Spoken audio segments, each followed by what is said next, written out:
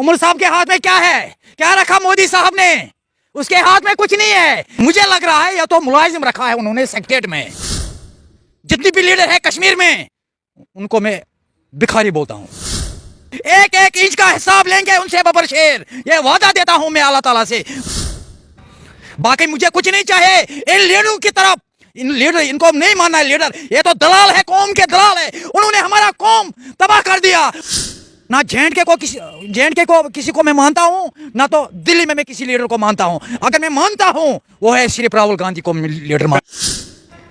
इस समय हमारे साथ बबर शेर हैं और आप इनको जो है बाखूबी जानते हैं। आज जो है इनके साथ एक स्पेशल इंटरव्यू होगा क्योंकि इनका मानना और ये कहना है कि मैं किसी को अपना लीडर नहीं मानता सिवाय राहुल गांधी साहब के, यानी कि वही मेरे लीडर हैं और बाकी कोई भी नहीं है। इनसे जानेंगे। बबर साहब, आपको तो बहुत अरसा हो गया सियासत में, लेकिन आप बोल रहे हो कि मैं किसी को लीडर मानता ही नहीं हूँ, सिर्फ राहुल गांधी को मानता हूँ, क्यों? बिस्मिल्लाहिर्रहमानिर्रहीम, इय्याका नअबुदु व इय्याका नस्तईन। मैं एक चीज़ बताऊंगा जनाब, आपने देखा जितने भी आज तक लीडर आए हमारे जम्मू कश्मीर में, बर्बादी के सिवा कुछ नहीं देखा हमने। जैसे ही बोला आपने, हमारे नौजवान लाखों की कब्रिस्तान भर के आए। लीडर मैं एक ही को मानता, सबसे पहले मैं अल्लाह ताला को मानता हूं, दूसरा नबी पाक सल्लल्लाहु अलैहि वसल्लम को मानता हूं, तीसरा जो पूरे हिंदुस्तान का लीडर है वो है राहुल गांधी।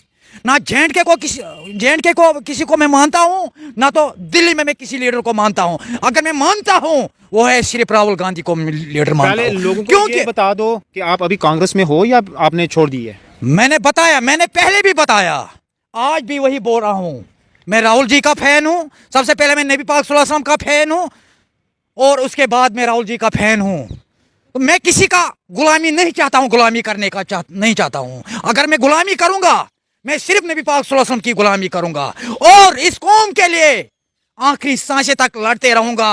इस कौम के लिए जो सियासी लीडरों ने, गिने चुने सियासी लीडरों ने हमारा जम्मू कश्मीर तबाह कर दिया, जिन्होंने हमारा जम्मू कश्मीर बर्बाद किया, एक एक इंच का हिसाब लेंगे उनसे बबर शेर, ये वादा देता हूं मैं अल्लाह ताला से। मुझे अल्लाह ताला ने इस धरती पर इसीलिए पैदा किया है कि जम्मू कश्मीर के लोगों को इंसाफ दिलाने की कोशिश करूंगा। बाकी मुझे कुछ नहीं चाहिए इन लीडरों की तरफ। इन लीडर इनको नहीं मानना है लीडर, ये तो दलाल है, कौम के दलाल है। उन्होंने हमारा कौम तबाह कर दिया, उन्होंने हमारा कौम बर्बाद किया। कैसे? आप तो सरकार भी बन गई, एनसी ने जो है सबसे ज्यादा कश्मीर से सीटें निकाली हैं, आप लोगों ने उनको वोट किया है, उनकी सरकार बनी है, चीफ मिनिस्टर उमर अब्दुल्ला साहब हैं। मैं एक चीज बताऊंगा, उमर साहब के हाथ में क्या है? क्या रखा मोदी साहब ने? उसके हाथ में कुछ नहीं है। गृह मंत्री साहब ने और मोदी साहब ने उनके पास कुछ नहीं रखा। मुझे लग रहा है या तो मुलाजिम रखा है उन्होंने सेक्रेटरीट में। मुझे लग रहा है वो उनको सैलरी भी मिलना चाहिए। चीफ मिनिस्टर है वो जम्मू कश्मीर के, क्या बोल रहे हो आप? मैं तब सब फैसिलिटी मिल जाएगा चीफ मिनिस्टर को जब हमारा स्टेटहुड वापस आएंगे। मुझे लग रहा है तब से तब तक जितनी भी लीडर है कश्मीर में उनको मैं भिखारी बोलता हूं। क्या बोलते हो? भिखारी। भिखारियों को अच्छा वैल्यू है, हमारे लीडरों को कोई वैल्यू नहीं रखा। किसने? मोदी साहब ने। आप लोगों ने वोट दिया, उनको जिता कर भेजा है। लोगों का राय था कि बहुत काम हो जाएंगे, हमारा स्टेट वापस आएंगे, यहाँ तो रोजगार मिलेगा। मगर मैं एक चीज बताऊंगा, तो दिल्ली में 2 बार गए हैं, अमित शाह जी से 2 बार मुलाकात की है उन्होंने, बोल रहे हैं कि बस कुछ ही समय के बाद जम्मू कश्मीर में स्टेट उठाएगा। एक चीज बताऊंगा, मैं हाथ जोड़ कर मैं माफी मांगता हूँ। ना गृह मंत्री करेगा जम्मू कश्मीर के लिए, जब तक ये सरकार है ना जम्मू कश्मीर में तब तक ये कुछ ही नहीं करेंगे, ये याद रखना। जब तक प्राइम मिनिस्टर साहब कुर्सी से उतरेगा, गृह मंत्री साहब से कुर्सी से उतरेगा, इंशाल्लाह तब मुल्क में भी खुशहाली आएंगे और जम्मू कश्मीर में भी खुशहाली आएंगे। वो अगर कुर्सी से उतर गए तो मुल्क कैसे चलेगा? जम्मू कश्मीर में स्टेट कौन देगा? चलाने वाले और भी बहुत है जिन्होंने कुर्बानी दिया, मुल्क के लिए कुर्बानी दिया, मुल्क बनाया। उन्होंने बहुत ही कुछ दिया। गांधी खानदान ने मुल्क बनाया, मुल्क के लिए कुर्बानी दिया। इस बहरी सरकार, इस गोंगी सरकार ने क्या दिया? उन्होंने जम्मू कश्मीर के लोगों को दुख के सिवा कुछ नहीं दिया। मैंने बार बार बोला कि जम्मू कश्मीर के लोग, हर तबके के लोग आज सफर कर रही है। जम्मू तब आपने सोचना था ना, जब आपने वोट किया, एक ही पार्टी को जितवा कर भेजा, तो उसने भी वादे किए थे, बिजली हम देंगे, पानी हम देंगे, उसके बाद राशन हम देंगे, सिलेंडर हम देंगे, नौकरियां हम देंगे, स्टेटहुड भी लाएंगे। मैंने बताया, मैंने पहले भी बताया, उनकी बहुत बड़ी आश थी मोदी जी से और गृह मंत्री से, मगर मैं अभी रिटर्न लिख कर दूंगा, जब तक हमारा स्टेट वापस नहीं आएगा तब तक ये समझना जितने भी हमारे जम्मू कश्मीर में लीडर है उनको भिखारी बनाया मोदी साहब ने। ये याद रखना। एक चीज बताऊंगा, तब मसला हल हो जाएगा जब जितने भी एमएलए है जम्मू कश्मीर में, या मंत्री है या चीफ मिनिस्टर है, उनको एक पूरी तौर एक मीटिंग बुलाना चाहिए पार्लियामेंट के हाउस के बाहर। जितनी भी एमपी है, एमएलए है, मंत्री है, पार्लियामेंट के हाउस के बाहर धरना देना चाहे, जो पूरे दुनिया देखेंगे, तब जम्मू कश्मीर का मसले मसाइल हल हो जाएंगे। तब तक कुछ नहीं हो जाए, हासिल होने नहीं वाला।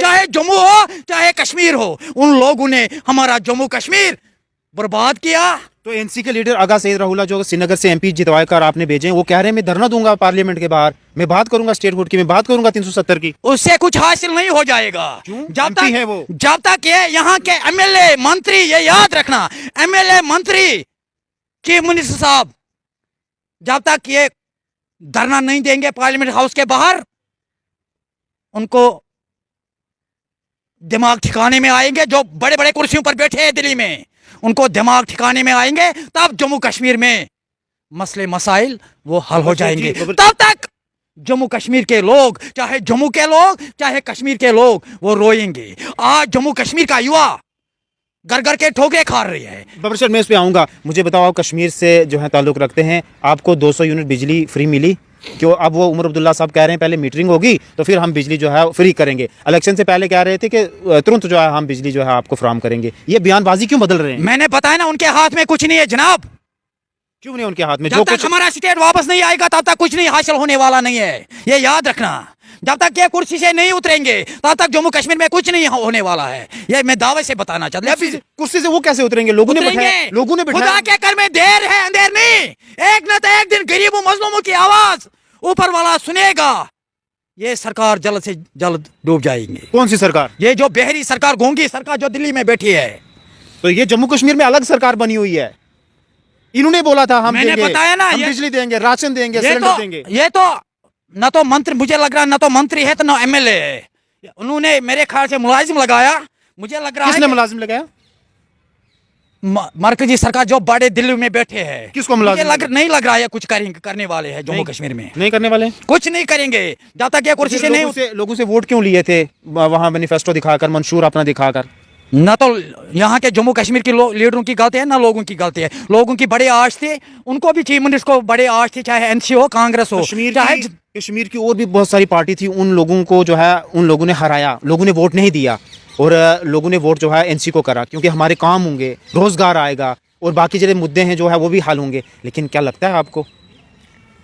कुछ नहीं हो जाएगा, कुछ नहीं हो जाएगा। रुखसार साहब, आज जम्मू कश्मीर के लोग रो रहे हैं।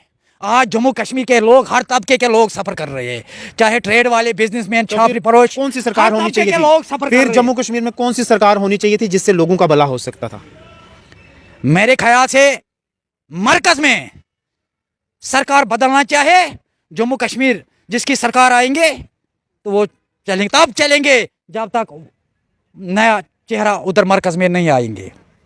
चलें जी, बहुत शुक्रिया। तो जिस तरीके से मैं एक चीज बताऊंगा, आज जम्मू कश्मीर का युवा वो भी परेशान है, कैजुअल लेबर डिलीवेजर वो भी सड़कों पर है। हमारे जेएंड के पुलिस आप देखना 24 घंटे ड्यूटी दे रहे हैं। क्या इनके आज गृह मंत्री साहब इनका फरियाद सुनते हैं? नहीं सुनते हैं। एसपीओ घर घर के ठोकरे खा रहे, क्या उन्होंने उनका फरियाद सुने हैं? उन्होंने कुछ नहीं हासिल होने वाला है। एक चीज मैं लोगों से गुजारिश करना चाहता हूं, हाथ जोड़कर अल्लाह ताला को याद करो, अल्लाह ताला से दुआ मांगो, उसकी इबादत करना चाहे, तभी जम्मू कश्मीर में कुछ न कुछ हो जाएगा। हम अगर अल्लाह ताला को याद नहीं करेंगे, दिन ब दिन जम्मू कश्मीर को बर्बादी हो जाएंगे, ये याद रखना। जम्मू कश्मीर तबाह हो चुका है, जम्मू कश्मीर बर्बाद हो चुका है। एक आश थी जम्मू कश्मीर के लोगों को कि हम सरकार बनाएंगे, बहुत कुछ हासिल हो जाएंगे। मैं वही तो पूछ रहा हूँ, सरकार तो बनाई है, बहुत कुछ हासिल हो जाएंगे। मगर मैं एक चीज बताऊंगा, जब उनके हाथ में कुछ नहीं रखा था, ये क्या करेंगे? कुछ नहीं है, कुछ नहीं है उनके हाथ में। क्या है? कितना टाइम हो गया सरकार बनी हुई? 3 महीने को। तो मुझे बताओ ना क्या हुआ। मेरे ख्याल से अगर किसी को कोई मुलाजिम लगाया, मेरे ख्याल से जो मरकज में बैठे हैं उनको भी निकालेंगे।